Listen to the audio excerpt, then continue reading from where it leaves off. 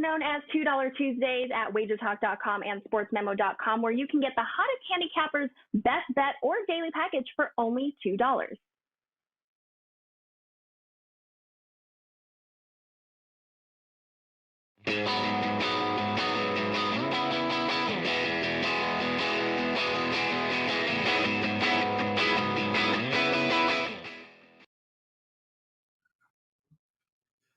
Top of the morning to you all, even though it's noon 03 Eastern time.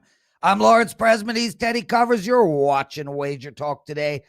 Marco D'Angelo, my co-founder, partner in crime, and winner of his 5% play last night, joining us. We're going to talk Pepperdine versus Bellarmine, Washington and the Knicks, and a hockey game. I know I probably pronounced that wrong. Detroit at Nashville. Dave Sharapan after that. So much to talk about, guys. Before we even get into the show, it's $2 Tuesdays. I am the $2 Tuesday expert at Wager Talk. You can get my 4% NHL play for $2. 40 and 15 hockey run. 40 and 15 hockey run. Won my 5% play last night on Minnesota. Absolutely lost my crap. I didn't get to sleep till 4:30 in the morning from heart palpitations. Teddy, Kansas did not show up for you, bro. No, they didn't. And if you're going to talk about a wrong side loser, I'd rather lose a game by a half point than be that wrong, especially with a 5% play.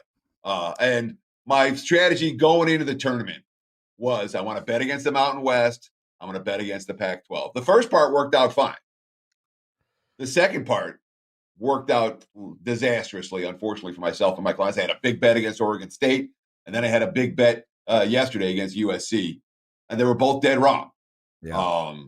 Never any fun when that happens.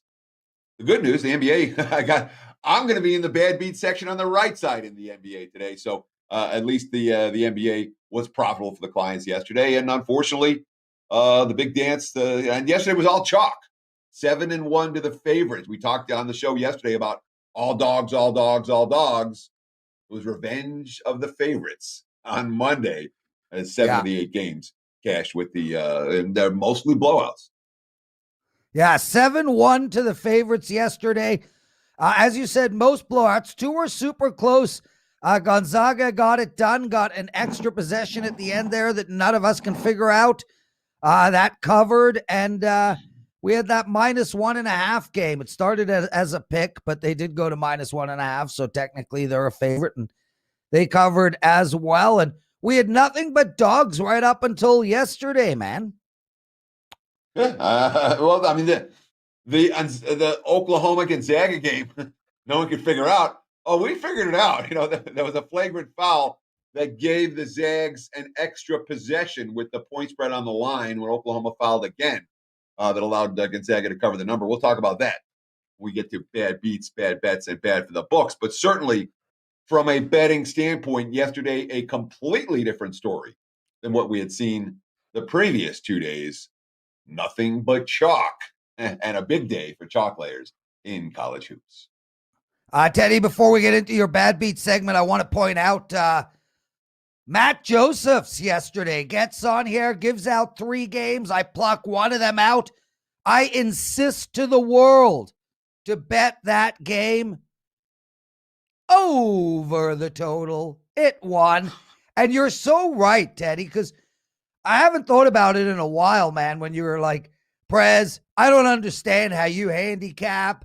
It's weird and strange, but you know how to cap the cappers. And you're right, man. And you know why. I used to own Who to Bet On, and now I'm part owner of Wager Talk. I've been doing this since 99. I've always had a group of 20 to 30 guys working handicapping, and I've always been good at just knowing which handicapper is the handicapper to play that day. And I hadn't thought about that in a long time, but thanks for bringing that up. Matt Joseph, way to go. Teddy, what happened last night in sports betting? Sure, let's do a little bad beats, bad bets. and bad for the books. And yes, I'm going to bury the lead again because it was so much fun yesterday for bad beats.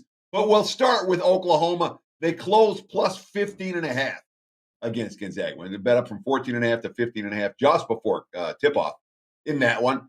And the Sooners weren't ever going to win the game, but they just hung around. They never got blown out. It's a 9-point game with 2 minutes to play. If you have Oklahoma in your pocket, you feel pretty good at that point, especially if you got the best of the number plus 15.5, because there's no reason to foul down to 15, is there? Well, the 9-point game with 2 to play. 2 made free throws for the Zags. And it made 3.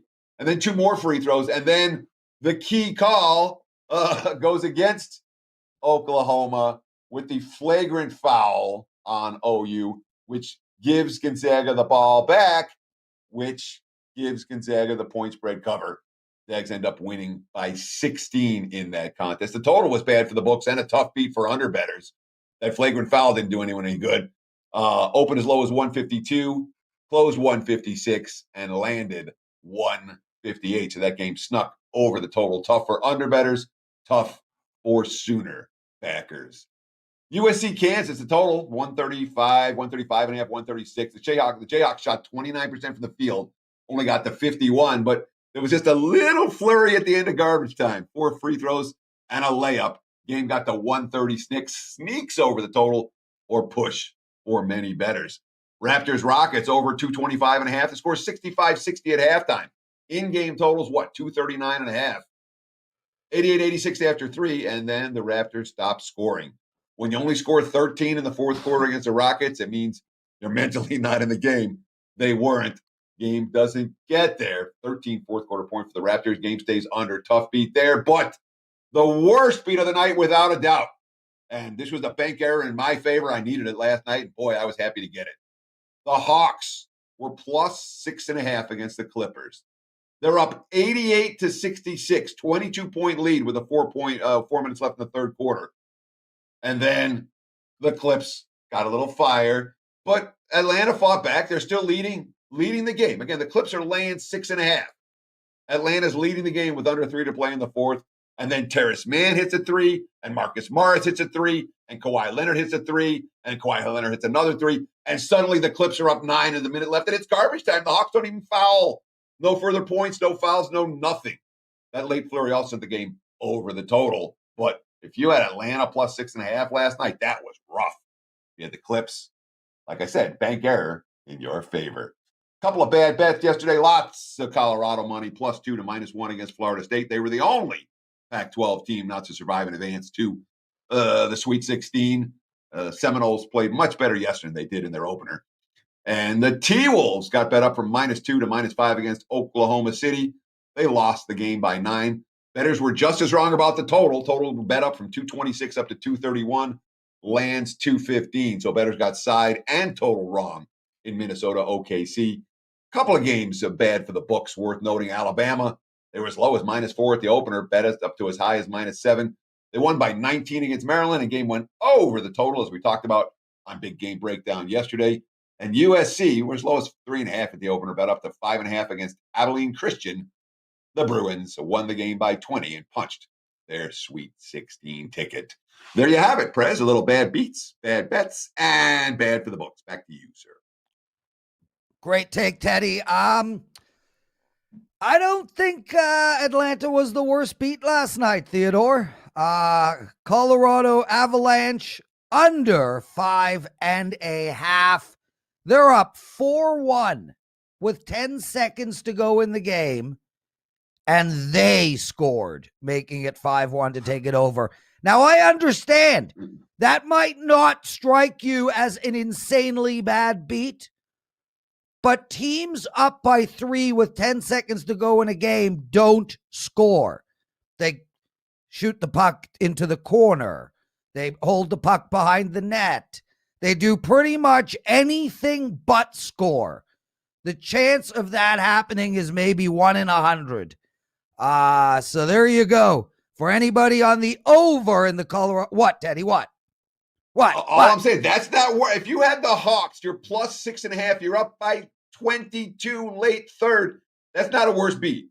It's not a worse beat, dude. It's a tough beat, but it's not worse than that. Okay, well, you know what, Teddy? I don't argue with you anymore. Marco D'Angelo, everyone can see you. Congratulations last night. Nice win, a 5% play. You've won 5 in a row. And you're also on a 6-1 NBA run. And now you're on Wager Talk Today. Welcome. That's what I'm saying.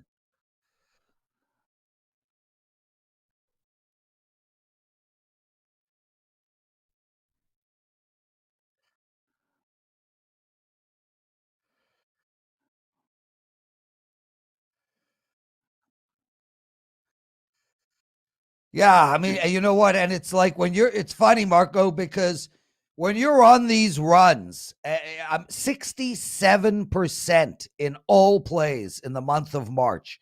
67% in all plays in the month. When you're on these runs, every play carries so much more weight. So it's like you go from stressing Monday out to freaking out on Tuesday to losing your shit on Wednesday to be taken to the hospital for an IV drip on Thursday. Sometimes grinding it out and just going 3-2, 3-2. It's much easier on the heart. But I do appreciate that. Guys, it's $2 Tuesdays. We have me up at Wager Talk. I got an NHL play and Pure Lock's top 5% college basketball play up at Sports Memo. And Marco, real quick before we get into the games, I want to tell everybody, guys, visit Sports Memo. We have changed the entire website. We've made it a marketplace. There are many, many world-class handicappers that you can find there. All of them are acting as free agents, so to speak. They get to choose their own price structure, their own unit structure. It is working very differently to Wager Talk. Wager Talk, we have a team of exclusive handicappers. You can only find them with us. Sports Memo, we've opened it up to the world. So many really talented handicappers over there. So make sure to check it out, and we're going to continue to add to it. We're going to continue to build. I'm excited about what Johnny, Rick, and the team have done at Sports Memo, so congratulations to that. Marco, anything quick to add? No, it's a totally different concept, and you can get to follow a lot of different people that maybe you haven't seen before, and you found a home for them over there, and some guys that have been in the business for decades. So it's a really nice mix over there. I mean, it's amazing. Like Chip is there. Teddy has a great story about Chip, but we can't discuss it. Let's get into it. Marco Pepperdine.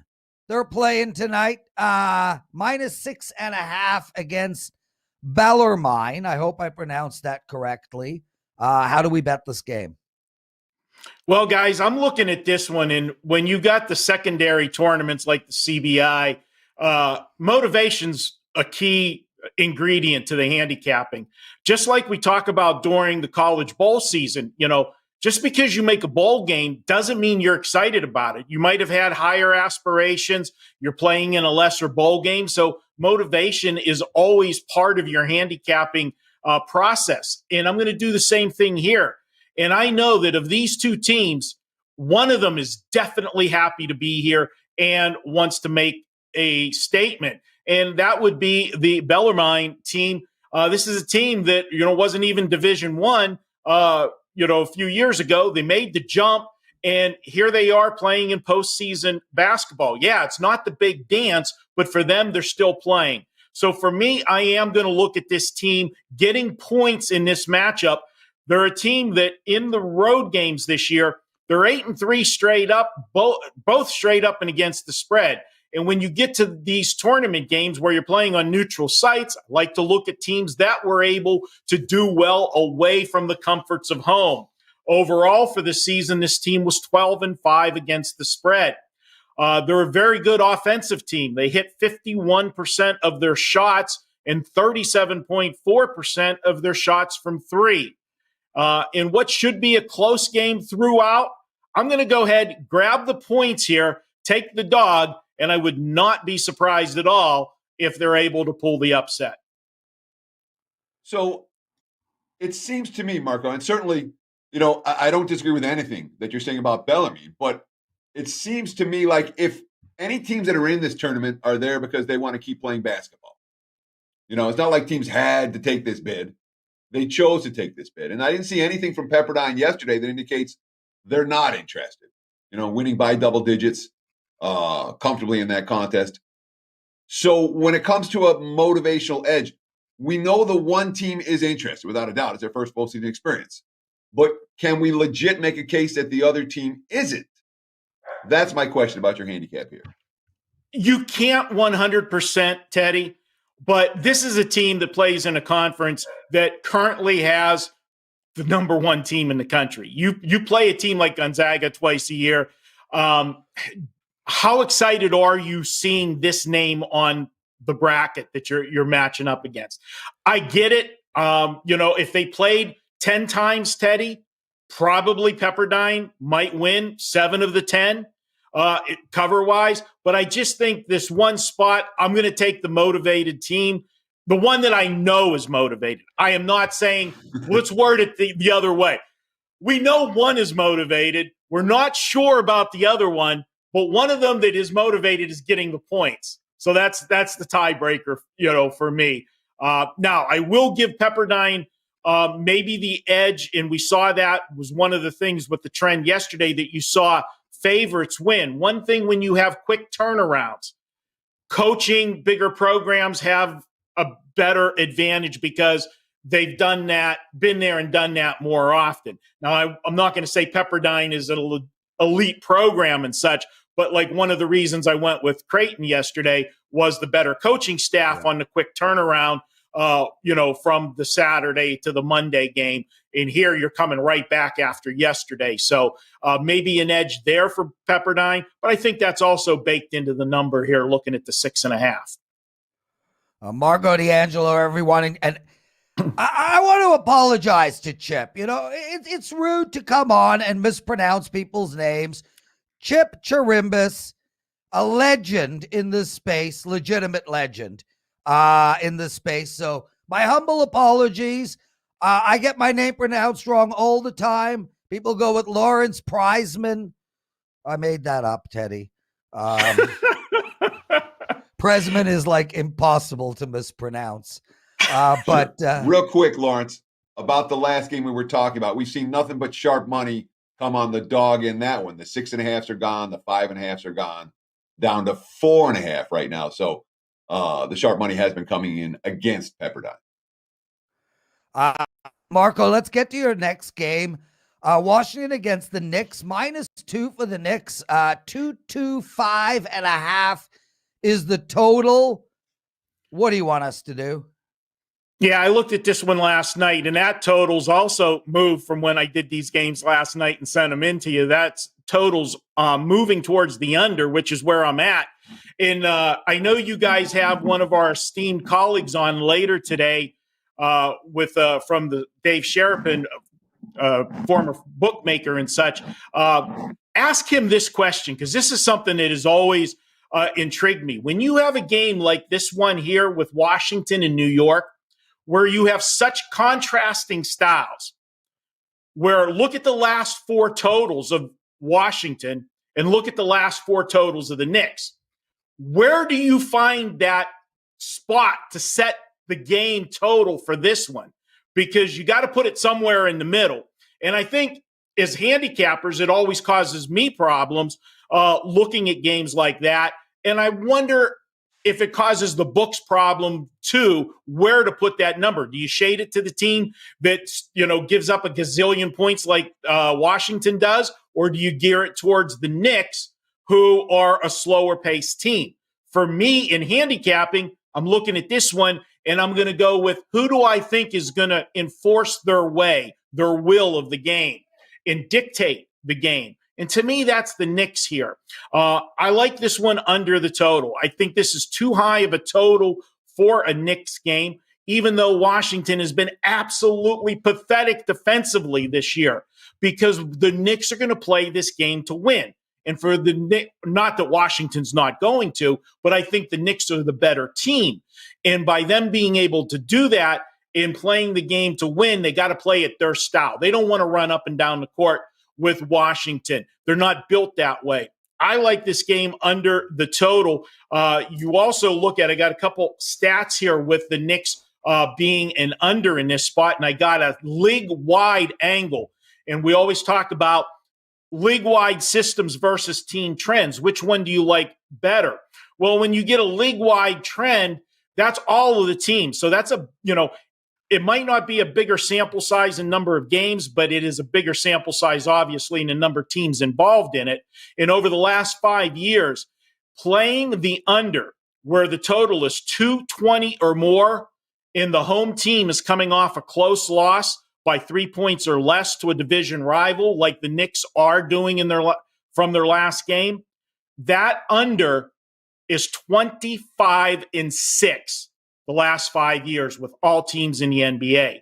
So that supports my underplay here. Also, we look at the New York Knicks when they are a rested team, only playing their second game in a 5-day stretch. They're 9-1 to the under the last 2 seasons in the NBA. And just simply when the Knicks are losing, if they've lost 2 of their last 3 games, they come focused and ready to play. And by that, I say a stronger defensive effort. They're 32-13 to the under the last 2 seasons in that situation. I'll take the under. I'm seeing 224 now. I still like it under. Marco, let's get into hockey. Detroit playing Nashville. Minus 150 for Nashville. Unbelievable comeback win from them against Dallas in their last game.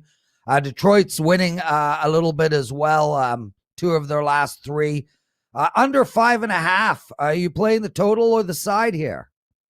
I'm playing the total, and I'm going to go under 5.5, and a couple quick reasons for that. This is the first home game for Nashville since March 6th. They played 8 straight road games. Just an insane schedule stretch for them, and it's been an insane schedule this year in hockey, period. But one of my favorite angles, and I really was tempted on taking the Red Wings in this game, was because I like to fade teams coming home off of their long road trip, that first game back, because they tend to play sluggish. So with that, instead, I'm going to go with the under. And defensively, Detroit's been fairly decent. They've allowed 2 and 3 goals in their last 4 games. These 2 teams have played 4 times this season. 2 overs, 2 unders, but there's been a distinct pattern. Both of those, for the 4 games, they were 2-game back-to-back series plays. In the first game of both of those, they went under the total.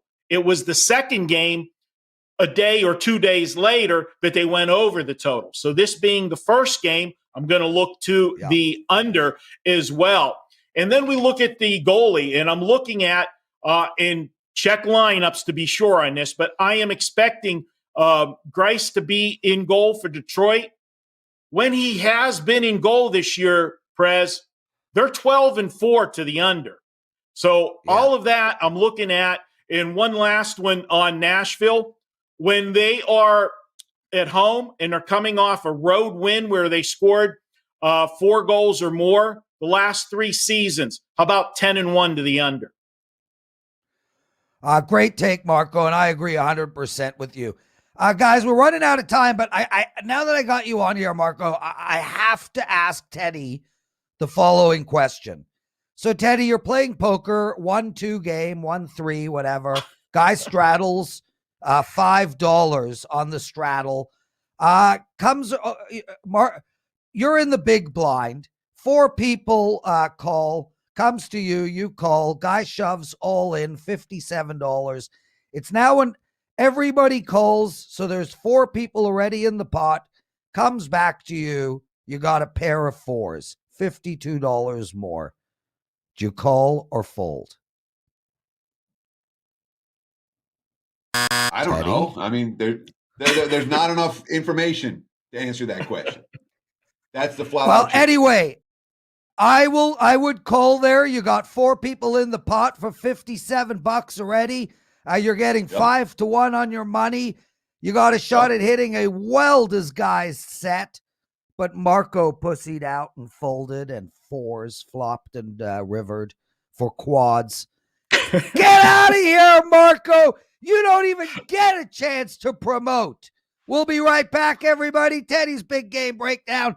Dave Sharapan in the penalty box segment. Marco, you wuss. Love you. Tuesdays is known as $2 Tuesdays at WagerTalk.com and SportsMemo.com, where you can get the hottest handicappers' best bet or daily package for only $2.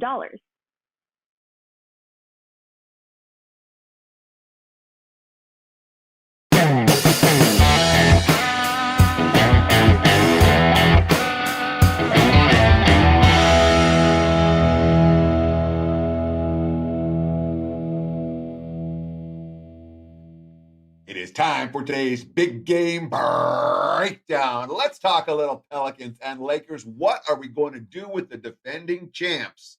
Now, they don't have LeBron James or Anthony Davis moving forward. Right now, looking at the Wager Talk live odds screen, we're looking at the Pelicans, mostly 6s across the board, total sitting in the 221.5 range as we speak. From a side standpoint, to me, this game's impossible. All right. The Pelicans, not a team I'm comfortable laying points with. They're 6-14 against the spread in 20 games as chalk this year. This has not been their role by any stretch of the imagination. Meanwhile, it's a Lakers team that, since LeBron got hurt, I mean, they've looked lost. Their starting lineup the other night, again, in Phoenix, Wesley Matthews, Kyle Kuzma, Markieff Morris, Kentavious Caldwell-Pope, and Dennis Schroeder. They got more points off the bench, with Caruso and Harrell and Horton Tucker, 47 points, 21 boards, 7 assists. They did from their starters. And all the quotes coming out of this team are a little bit dicey right now. Montrezl Harrell, who's also, in theory, on the trading block right now and having issues with his teammates potentially. Quote, it's going to take a lot. It isn't something that's going to happen overnight. We're still learning. Frank Vogel, head coach. It's going to take a little time as we adjust, figure out where the shots are coming from, what our new identity is going to look like. We're going to continue to compete and honor the game the right way and win as many games as possible during this stretch, blah, blah, blah. This team doesn't know what they're doing right now. All right. And it's pretty clear. Now, one quote that does stand out is from Dennis Schroeder. I think we got to move the ball. We got to play with more pace. On the defensive end, we got to be more scrappy. And everyone who's coming on the floor has to be more confident to knock down the shot or impact the game on the defensive end. And again, I mean, the Lakers shot 41% from the field, just 5 of 25 3-point range. It was not a good offensive game. But they've scored 94 points in back-to-back games without LeBron. We look at this Pelicans team right now. And again, we think of the Pelicans as playing these crazy fast pace. No, from a pace standpoint, New Orleans is not crazy. All right, they really haven't been. And that's not the way Van Gundy wants to play. We've seen this Lakers team trend under on the road all year. We've seen the Pelicans go 3-2 the last 5 to the under. We've seen the Lakers fail to score and have no offensive rhythm in the last 2 games. And even this Pelicans team, 3-2 the last 5 to the under. Not easy to bet New Orleans unders, but that's the way I'm looking here. Look at, especially with Lonzo Ball, a question mark this evening. If he plays, he's not going to be 100%. So I'm looking at the Lakers and Pelicans under. Let's call it 221.5 as we speak. That's the big game breakdown. Back to you, Mr. Prez. Thank you, Teddy. And yeah, great work finding an argument for New Orleans under. Good stuff. Dave Sharapan joining us. So if there is a time, a moment to hit that like button, now might not be it, but it would be greatly appreciated if you do anyway. We need it. We want it. We've earned it. We deserve it. Dave Sharapan. Did I ever tell you the time I met Bruce Buffer and Michael Buffer? No, but we don't have time for that right now either. Look at you. Take the show over. Go. I just have a question for you. You had Marco on, a fellow Yinzer. I had no idea he was at the same place as you because that background looked like you guys were sitting in the same exact place. Yeah. Oh, we live together. I snuggle with Marco on a regular basis. He's so you said it, snuggly, not me. Dave. That's a rough visual right there. I can't unsee it, Teddy. I can't unsee it.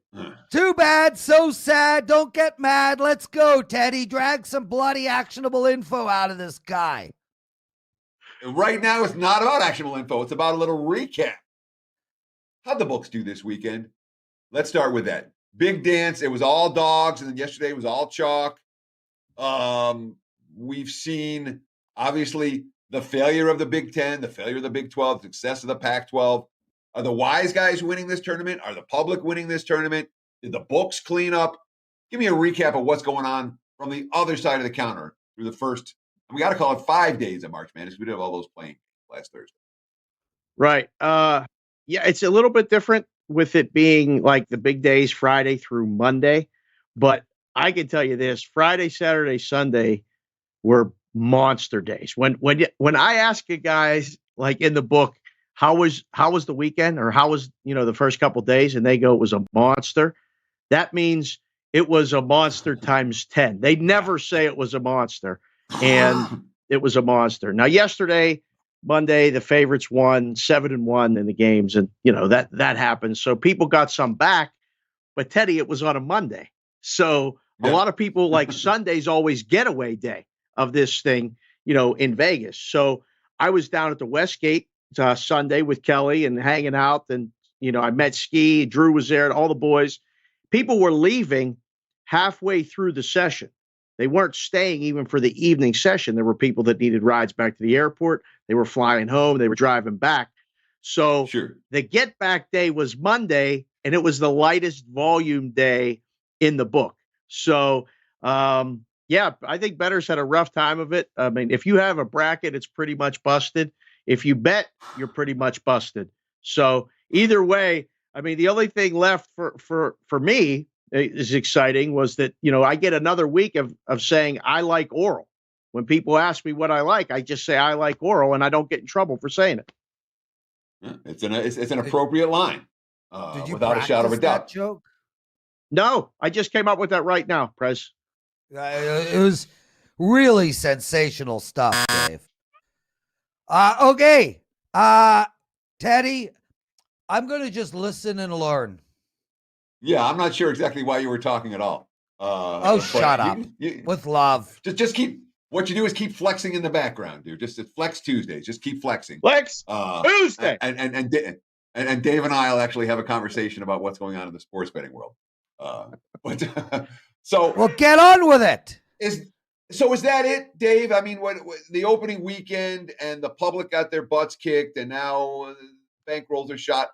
Is the Sweet 16 anything comparable to the first 4 days of the big dance when it comes to handle, or are these games, they're big games, but they're an afterthought in comparison to what we just saw? Nothing matches the handle of the first week, but the second week is unique because the games are better.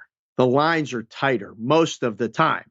I think, this season you might see a couple more games where, you're going to have an 11.5 point favorite. But most of the games, I mean, when you look ahead, there's a 13.5 with Gonzaga because they're Gonzaga, but everyone else is 6, 3, 2.5.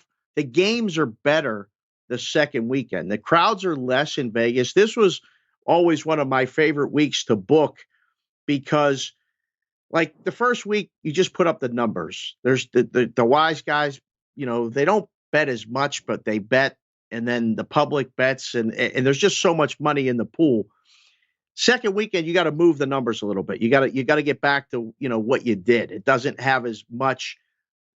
I don't know. I don't want to call it square money because I hate the term square sharp. I've been using the term, rhombuses and parallelograms. That way, nobody really gets offended for being called one or being left out of the other. So the rhombuses and the parallelograms will all bet, and the action is good. It's not what it was the first week. I've been using the term recreational players versus professionals as opposed to sharp square. And, it's a difference in how you're approaching it. If you're betting for a living versus you're betting for a hobby. Right. So, the recreational has been the term that I've enjoyed using in recent weeks. So Prez is dying for actionable info. Have we seen anything in terms of these Sweet 16 numbers moving around, bouncing around? What have you seen in terms of early sharp action and anything that you like? So I guess I'm asking you two questions. First, where's the money going? Second, who's Dave Sharapan? Want to put his money? I think it's really interesting. The only one that I've kind of even got an indication from anybody that I know that might play something or might not is like they're looking to ride Syracuse again. It's sitting at 6. Houston is really, it was the sharp guy's choice to win that region, and it kind of cleared the way out, right? I mean, Illinois is out, West Virginia's out. They're the top seed in there. So I can see now, and you have to understand, they may be starting to already hedge that by taking Syracuse +6. So I don't know where they're going with that, whether that line's going to fly down or not. But let me just jump in real quick, Dave, because I know that Houston had a couple of guys who were banged up, that it could be injury related there. There were multiple injuries in the game against Rutgers where, guys limping off the floor. That could be a concern there as well. Okay. Yeah. And then, so we'll see that. I mean, now we don't have the games until Saturday. Usually the turnaround is from Sunday to Thursday, or the weekend. And now we have 5 days for these lines to sit before the games get played. It's a long time. I think you're not going to see much movement on any of these things until, closer to game time. And we know that everybody's good and everybody's going to play. The Zags are winning. That's another one that, they're just punched their ticket to the Final Four. Said it before the tournament, say it again. I like Oral. I'll say it again, whether the joke works or not, and whether Prez likes it or not. I know he likes Oral as well. So, Dave, we did have somebody ask in the chat room if Teddy and Prez likes Oral. Is Oral a consensus? And I love Oral. Teddy, not so much. He had a bad experience when he was 20 with Oral, and I really has shut it down since then. Joe with the buzzer. I love it. I mean, it's enough for me to talk and stuff. So the graphic nails it. And, he's got the buzzer. I can't wait for the penalty box segment.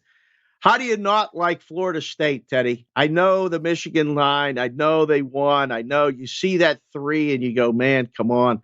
I like Florida State. And, I mean, what do we make of this Pac-12? We didn't give them any credit going in. All they did was advance all these teams to the Sweet 16. The Big Ten, best conference, has one team. The Big 12, best conference, has one team. And the Pac-12 has all these teams in there.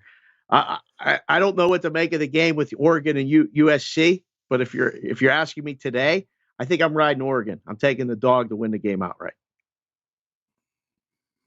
So let me ask you this. Before the tournament, you make a line, Pac-12 teams -1.5 versus combined Big 10/Big 12 teams in the Sweet 16. What's that number? Oh, God.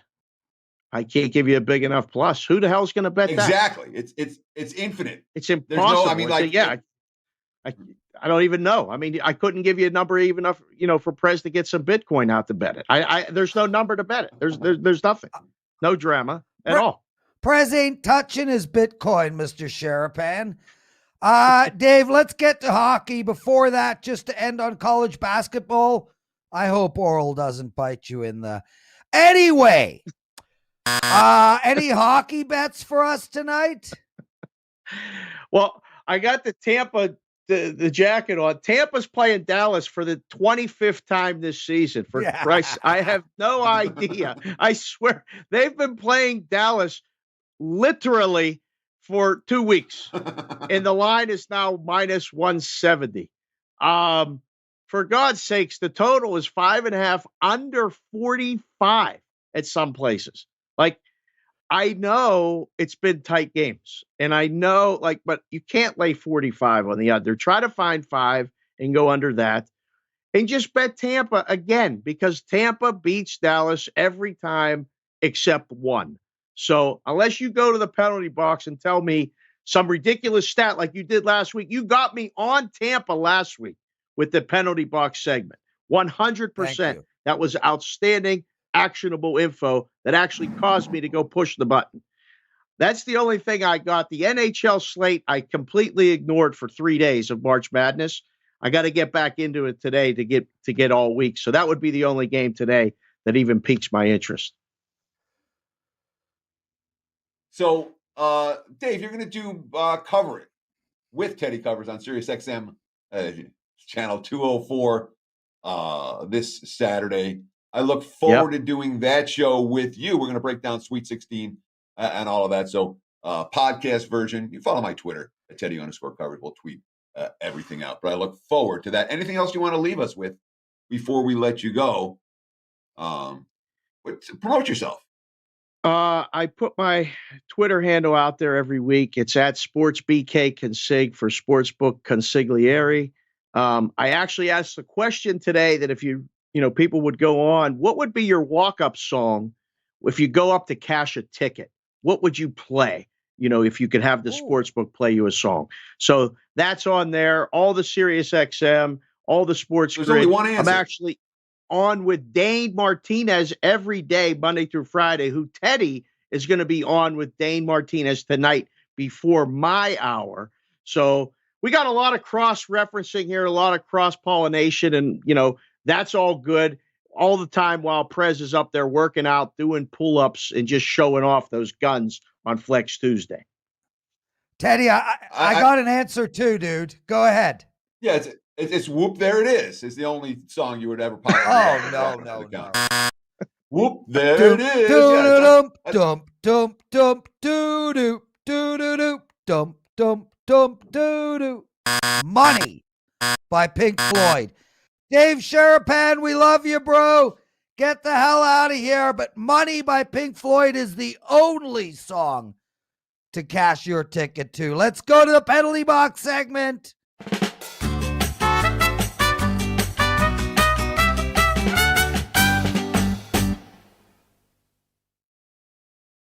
And I love that song. Guys, before we get into the penalty box segment, I want to let you know baseball is right around the corner, or is it? Well, it is in America, but they have baseball going on right now all over the world. Tokyo Brandon, one of our handicappers at WagerTalk.com, 18-3 baseball run right now. So check him out. We're going top to bottom. New Jersey playing Philadelphia today. There's only 5 games on tap. I like under the total of 6 in this game, and I like it a lot. New Jersey's playing outstanding hockey right now. I mean, this team, for New Jersey, 3 out of 4 they've won. That's outstanding for them. They kept Pittsburgh down to 1 goal, 3 goals, 2 goals. Buffalo put up a 2 spot. New York Islanders 2 in regulation. They really have shut it down defensively, playing excellent defense. And Philadelphia, they're all out of sorts, this Philadelphia team. They scored 1 goal in each of their last 2 games. I think this game goes under the total of 6. Florida and Chicago. I've been telling you guys, fade Chicago, fade Chicago, fade Chicago. It's not the spot to fade them tonight. This is a tough spot for Florida, but I do like over the total of 6 in the Chicago-Florida game. Under in New Jersey, over in Chicago. I like the under in the Detroit-Nashville game. Marco explained all the reasons why. It makes total sense to me. And as for Tampa Bay and Dallas, I don't like Tampa Bay in this spot at all. I will not bet against Tampa Bay, but if I had to play this play, I would go under the total of 5.5. Tampa Bay has the 4th best defense in hockey. Dallas can barely score. I like under the total. And as for Colorado and Arizona, I like under the total of 5.5 in this game too. This Arizona team is just absolutely struggling to score. And I can't keep betting Colorado. They're going to regress for one game at some point. So I'm going to lay off the side and take the under. That's it for me. That's it for the show. Teddy Covers. Take that call, brother. I want to thank Dave Sharapan for joining us. I want to thank Marco D'Angelo for joining us. And I want to thank you for taking time out of your busy day to hang out with Prez and I here on WagerTalk Today. Please, before you go, give us a like, give us a follow, and all the comments, even just to say comment, much appreciated. They help keep this show as the best free sports betting content you can find on the internet each and every day. We'll be back again tomorrow, noon on the East Coast, 9 a.m. here on the left coast. Between now and then, enjoy the games. Good luck tonight.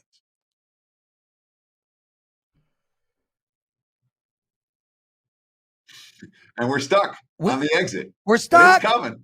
Know what? We're never leaving. We'll be here forever.